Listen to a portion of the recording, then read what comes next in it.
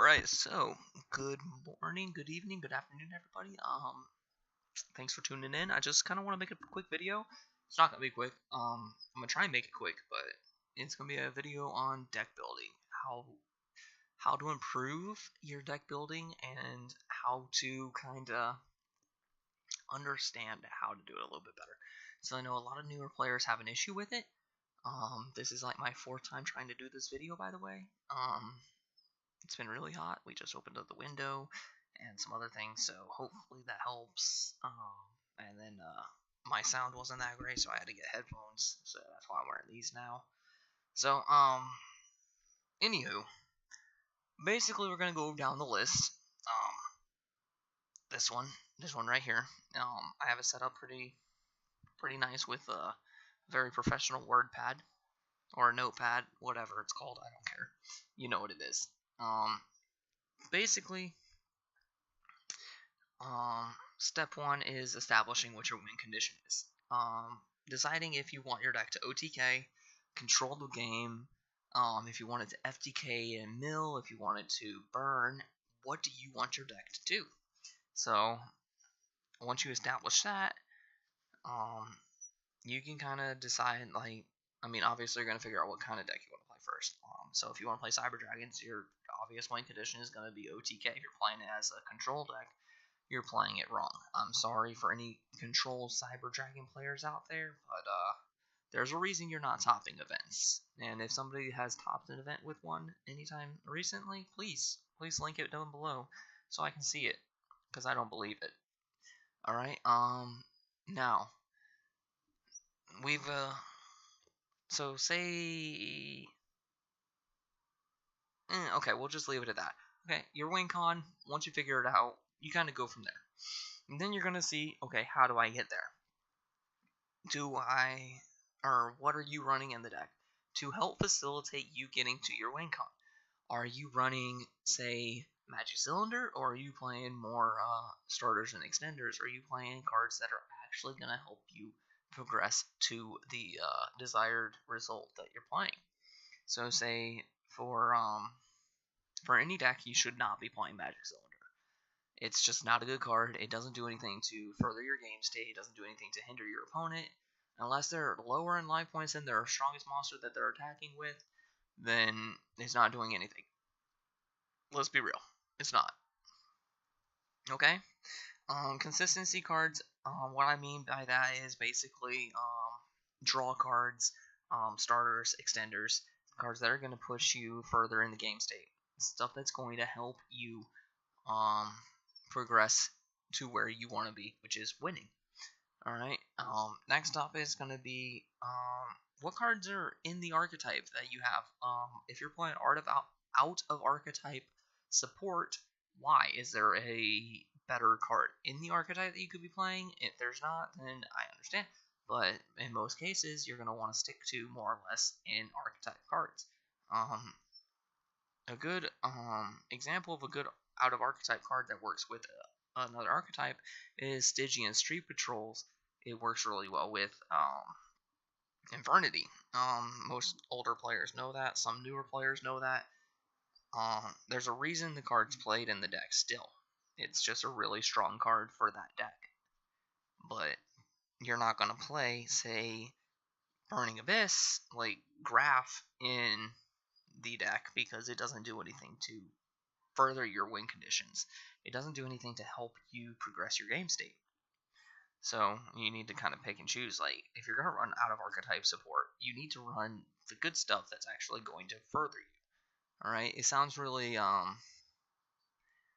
simple and basic, but a lot of people have that misconception that they can run whatever they want, and then it works. It does not. That is not how the game works. You need to look at it like that too.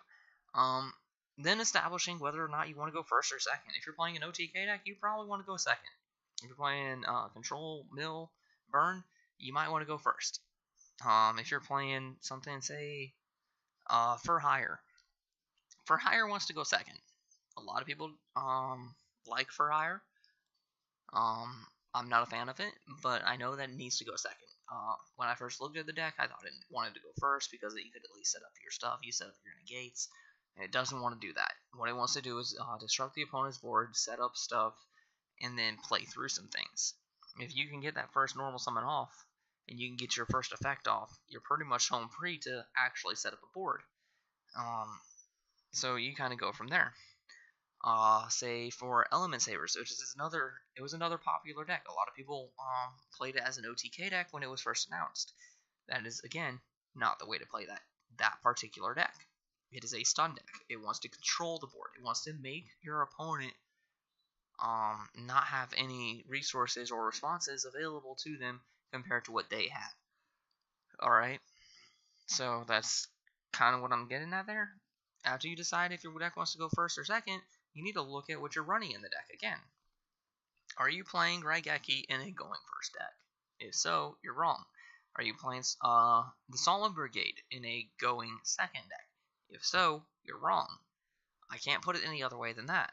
You need to look at it like, these cards are slow, or these cards are, what is Raigeki doing for you turn 1? Absolutely nothing. It doesn't do anything, so it's essentially a dead card. You should not run cards that don't do anything for you. For the Solemn Warning thing, if you're going to go second, then it's already too late to play the Solemn Warning, so it's already a dead card at that point in time. You can set it, you can get it to work. However, it's not really doing anything to advance your game state that turn, so there's no point in running it. If that makes sense, then great, you're doing great so far. Alright, our next thing is, how consistent is it? Can the consistency be boosted? And now, the thing is, your consistency can normally be boosted. There are a few decks that are just like, that they're as good as they get. Alright? But, again, consistency boosting cards are going to be those cards like your starters and extenders. If it's something that can always work for you, you should probably consider running it. And then you should be running all of your win condition cards that further your win condition. More or less, they should be run at 3. Cards like Obedience Schooled should be ran at 3 in their respective decks. Alright? Draw cards should normally be ran at 3. If you're not running the draw card at 3, then it's basically not doing anything for you. You should consider getting rid of it, or maybe finding a better draw card at that point in time. You're not going to run Iron Draw in anything, because Iron Draw is just a really bad card. So it kind of get that. And then how do we test for consistency? Testing for consistency is very simple. You're just going to take your whole deck, you're going to shuffle it, and then you're going to mill off 5 cards. Since that's a standard hand, that's our unit of measurement in this case. Give me 1 second.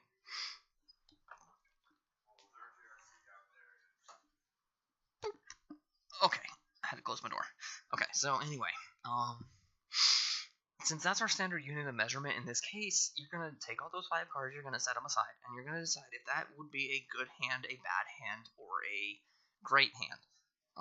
I know my order's a little wacky there, but it makes sense if you think about it, because obviously you're going to look at it first, you're going to be like, okay, this is a good hand.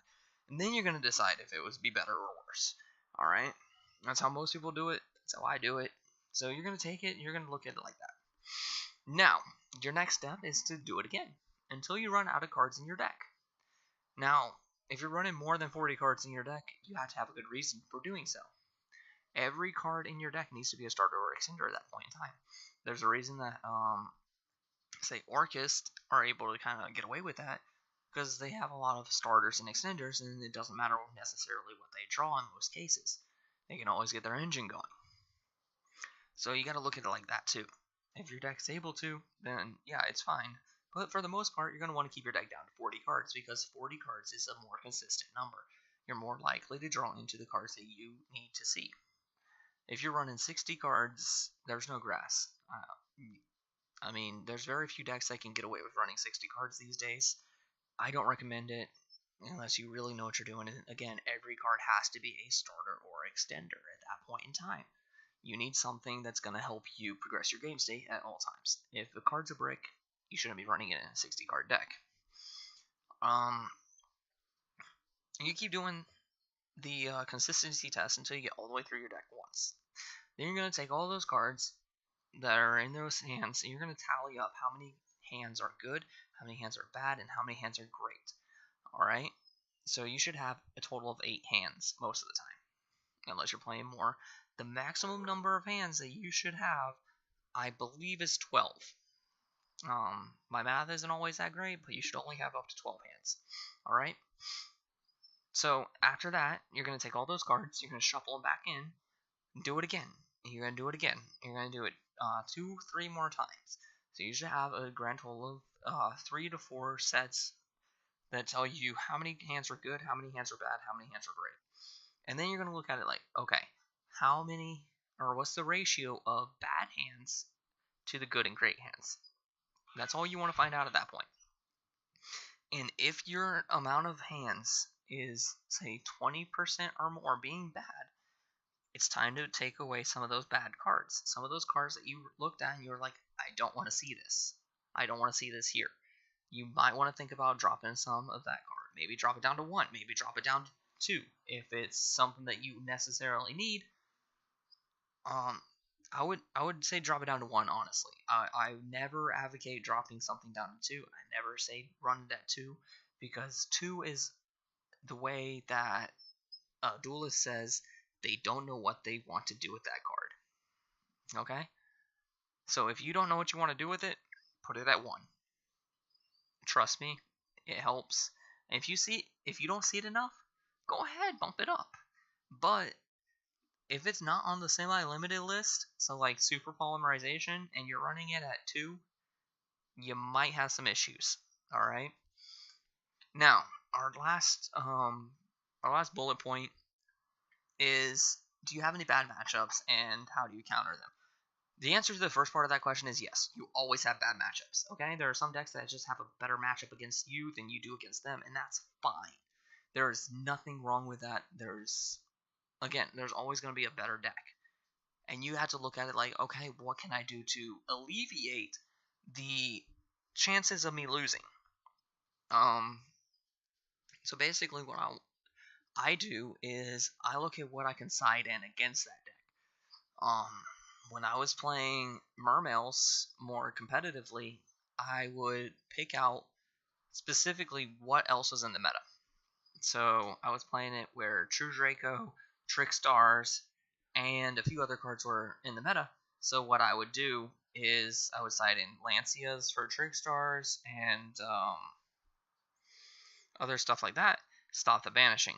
I would always have Ashes and Drolls as well for certain matchups, and then I would also run Fog King for the True Draco matchup, because I could drop bigger monsters than them faster if I was going first and I drew cards to be able to drop a Megalo and any other monster.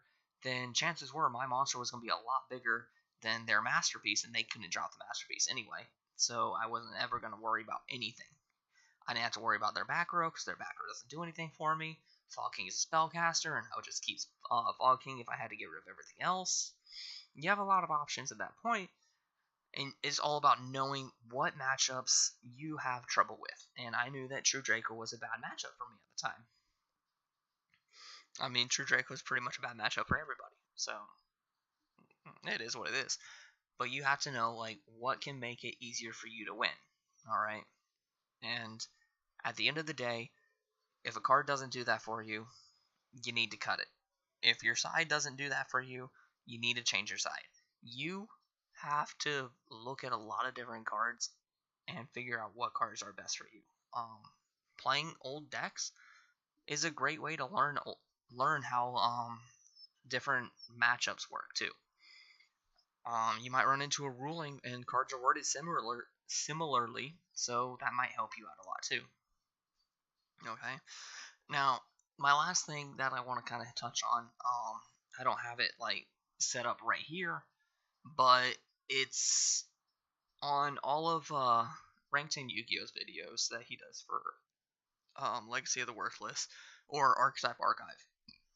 Now, I really like this because it breaks down what you need to see in a deck to kind of see it as a competitive deck. And let's kind of go over them. So first up, we have consistency. Again, we hit that, right? So we know if the deck is consistent based off of these right here. If it is able to fill in these and you're able to get what you want out of it, then you know it's a fairly consistent deck. So you can mark that one off. Power. Are you OTKing? Great. That's what power is. Power is how much damage you can put on the board and how much you can deal to the opponent. Alright? Comeback ability. Again, go more or less back to consistency. Alright? It's one of those things that you look at it and you're like, hey, okay, is it if I top deck a card, how many of these cards in the deck are going to get me back into the game if I'm down? How many one card combos do I have, basically? How many one or two card combos, rather? Because you might have another card in your hand that you only need that one more card for. How consistently are you getting that? That's what comeback ability is. He kind of goes more in depth on it too. So I highly recommend checking out his video. And I also highly recommend checking out Farfa's video on consistency and how it's important.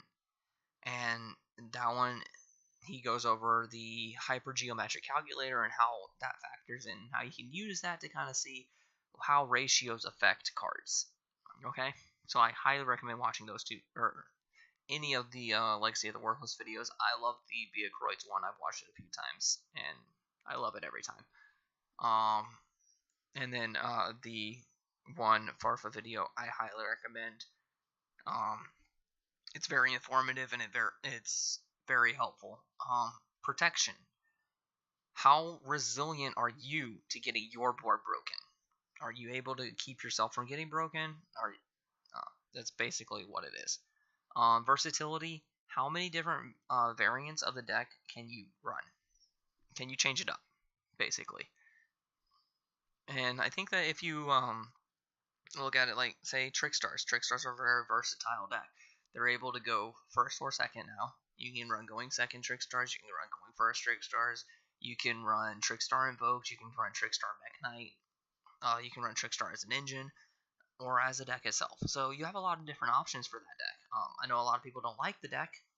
It has a slightly bad rep, but it is a great deck nonetheless, and you can't knock it for that. It did win Worlds also, so you got to give it credit where credit's due. But basically, you got to look at it like, if it can hit all these wickets, and again, Rada has that video kind of set up,